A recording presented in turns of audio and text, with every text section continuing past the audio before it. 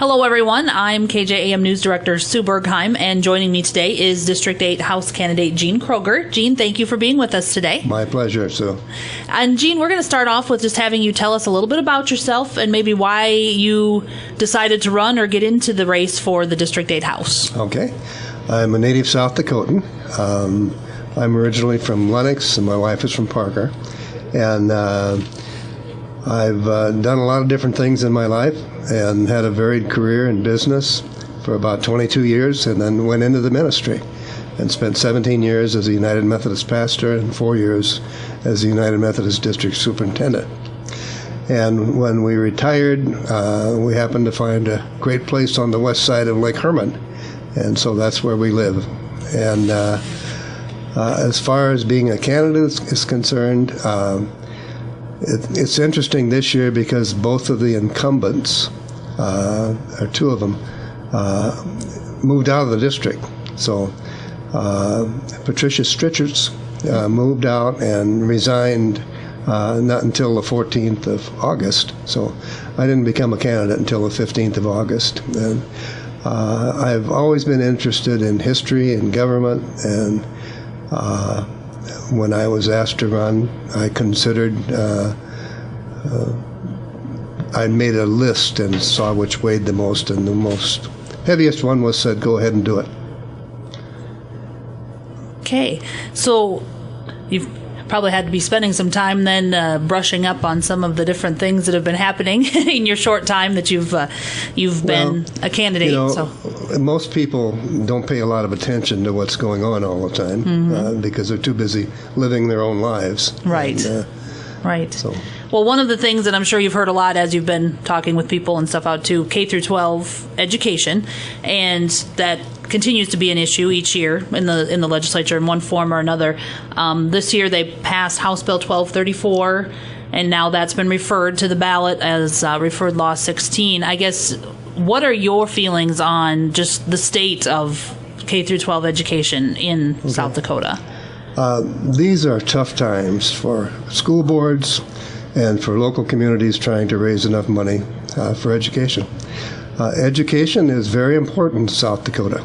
We have great schools and great teachers, and we care about education. As a matter of fact, 48 cents out of every tax dollar is spent on education. That includes K through 12. It includes higher education. It includes our technical schools, which play a very important part of education in South Dakota. But these are tough times for everybody. You know, the proposal in 15 is to increase the sales tax by 1%, and I think the idea of the people voting on it is a great idea.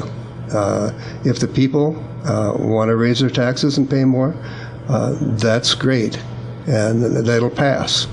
And if they don't, it won't. And there's never going to be enough money for everything that people want to do, and so we have to do the best we can with what we have. Okay. Now, the House Bill 1234 that passed in the legislature, the reforms, the different education reforms. What was that part of that bill that was referred to a vote in this fall? If that is defeated, so they nix that, what do you think will need to be done if you're elected and head to the legislative session here in January? What do you think would need to be done if that is voted down? I really don't know what needs to be done. I know this proposal is very similar to a proposal by the Obama administration to spend $290 million virtually implementing the same thing with bonuses for math and science teachers and help in getting hard-to-fill positions filled. And the teacher tenure thing, I don't think we have a lot of bad teachers in South Dakota, but in every profession, there are people who have probably chosen to do something that they may not be called to do.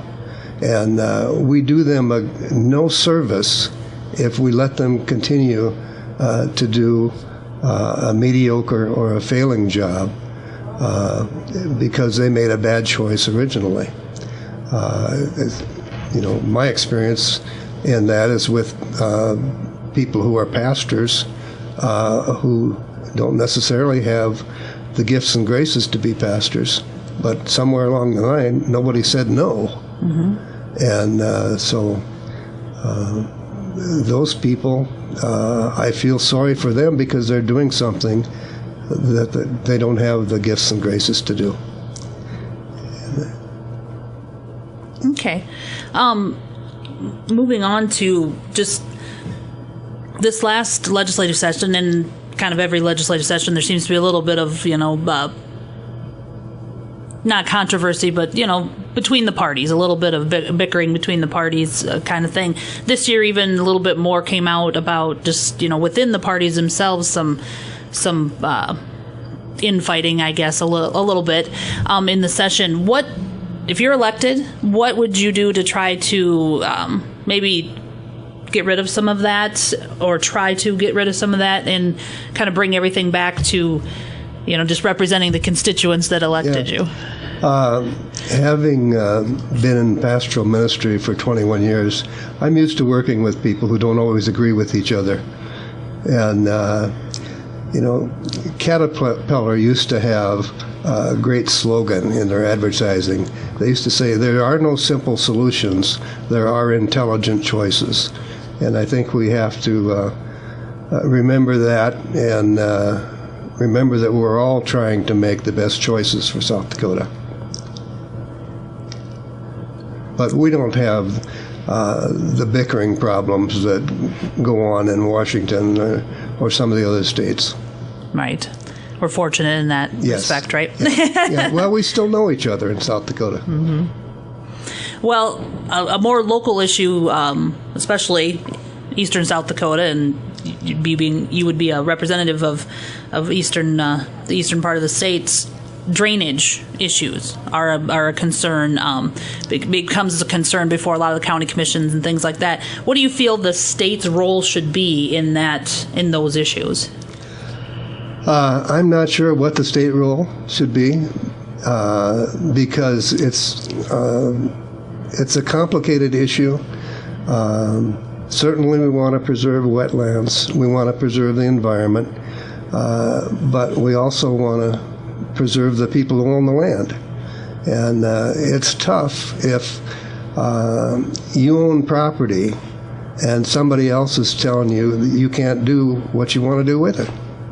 Where it's not a public safety issue and it's not affecting any particular individual. It becomes more complicated when it's a wetlands issue or drainage issue. So I don't think there is a magic solution to that one. There's got to be some intelligent choices, and that may vary on a case-by-case basis. Mm-hmm. Okay. As you've been out now, and like you said, your campaign's been a little shorter, just joining in August, but as you've been visiting with people now since becoming a candidate and campaigning and whatnot, what are you hearing from people as far as things that they're concerned about, I guess, with what's going on with the state? Well, we're all concerned about the rising cost of living. We don't hear much about inflation, but when the price of gas is up over 106%, in the last 3.5 years, that's inflation.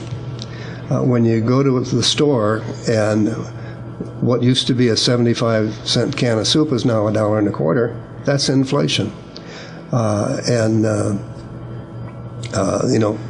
People have to raise their prices to stay in business. But at the same time, it affects all of us. It's not just the middle class, it's every class, because we're all paying the price of what's not working in Washington. Mm-hmm. And so what are is that a good concern people have been approaching you about? It's a concern because we are in uncharted water. We're $16 trillion in debt. That's the number 16 followed by 12 zeros. And people don't even comprehend what that means. It means we're in a place we've never been before. This country has never been that far in debt.